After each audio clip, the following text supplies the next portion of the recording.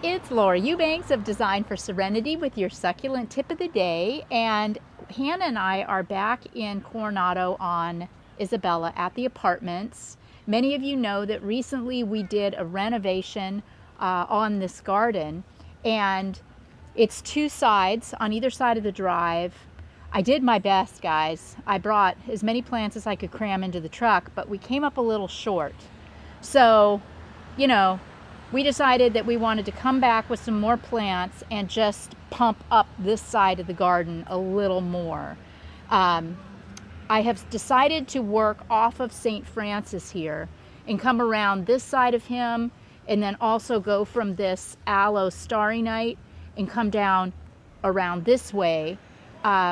This feels like the spot to pump up because it is slightly right of center as you're looking at the installation, and we've got the weight of the Dazzlerian longissimum and the Petalanthus bracteus right to the side. So, when you're trying to identify where to add plants or rock or materials, step back, look at your borrowed landscape, look at what you already have going, and see where the installation pulls you. This is really going to balance this out, and I think it's just going to be the finishing touch on an already really beautiful install.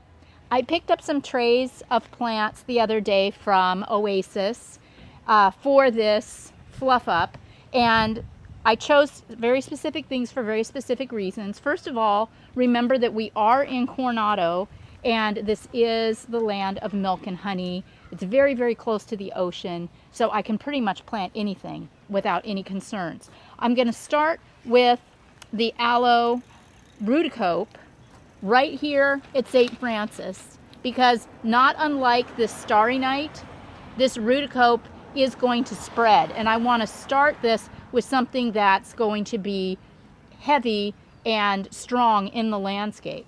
Also, I really enjoy working with the aloes as a juxtaposition to the softer things like the rubrotinctums and the sedums. They offer tremendous contrast, don't they? So I'm just going to stage my little 1 gallons. Look at these platyphylla. Look at the color on that plant. Isn't that just insane? These are going to be so gorgeous. And understand that I'm not just going to line these plants out in a single line. You can see here that we have grouped plants in thicknesses. It's not just a single 1 gallon plant next to another single 1 gallon plant. So after you've done some of your soft stuff, come back around with some aloes or something that's got, a little bit more weight.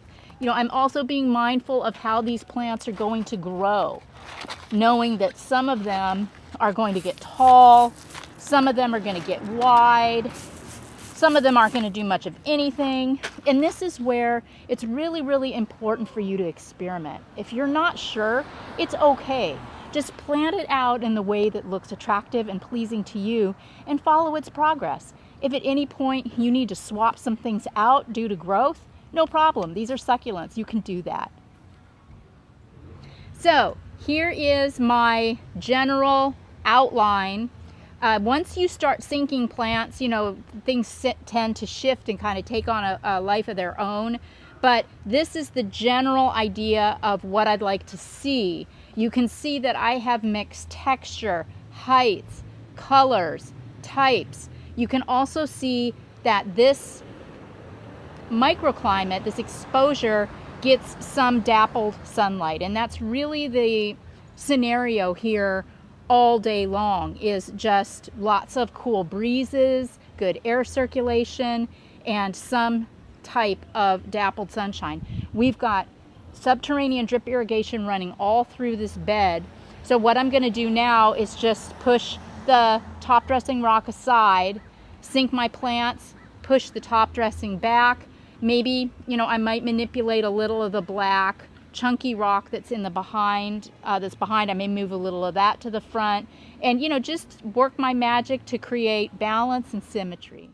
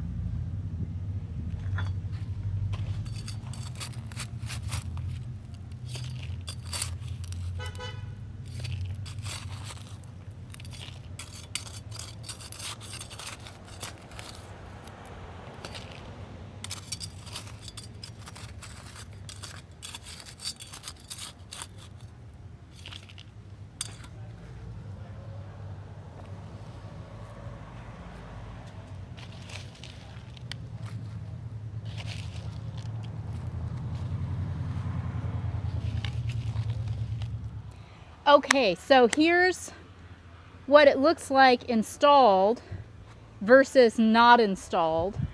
So you kind of get an idea of what you're dealing with.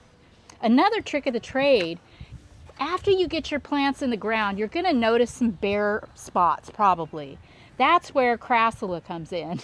If you can get your hands on any Crassula, any variety, pretty much, of the ovata type, this happens to be Argentea Sunset, you can just tuck those cuttings in the areas where it feels a little light.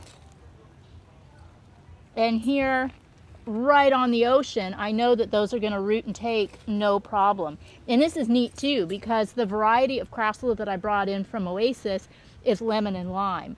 So as this stresses, it'll turn more yellow and limey green, and the Crassula Argentea Sunset will turn more red and orange. So yeah, but yeah, you can go, you know, look down on your install, and just, you know, wherever you see a little gap, pop in some Crassula. Here's another one. It's going to take a while for these little pieces too to root, so they'll stay small and compact for a long time. Those of you that are new to the channel, just buckle up and hang in there, you'll get it. Those of you that aren't know that I do this all the time, and it's usually very successful. Sometimes I might blow the window of time a little bit and they can burn or look a little desiccated, but hey, no big deal. Okay, yeah, I'm really happy with that. Also, another tip, it occurred to me as I started working out that installation and pulling the plants away to move the rock, and I forgot what went where. So take a picture or a little video of your layout before you start digging in case you need to make reference to it later.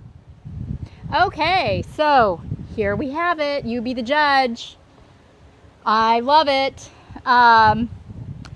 Really filled in some gaps without overdoing it. Remember those 3 R's of restraint, rocks, repetition, 3 R's of design, rock, repetition, and restraint.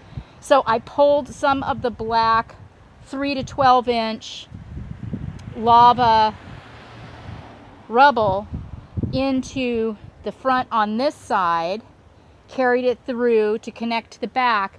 Hannah brought up a really good point. She's back from Hawaii, by the way. Say hi, Hannah. It makes you look for the ribbon. By not having it over here too, it causes you to say, oh, and your eye just follows it. And then, of course, you pick up all the other wonderful design elements in this installation. So, happy as a clam. So glad that I could take you on this journey and show you the process of installation of little succulent tapestry work. Really, really encourage you to get out there and find a little plot of earth of your very own and try this. Expect to fail, embrace the failures. We don't learn anything when we're getting it right. Become an expert on your own microclimate. This has been Laura Eubanks reporting for Design for Serenity in Coronado with Hannah and your succulent tip of the day. Bye guys.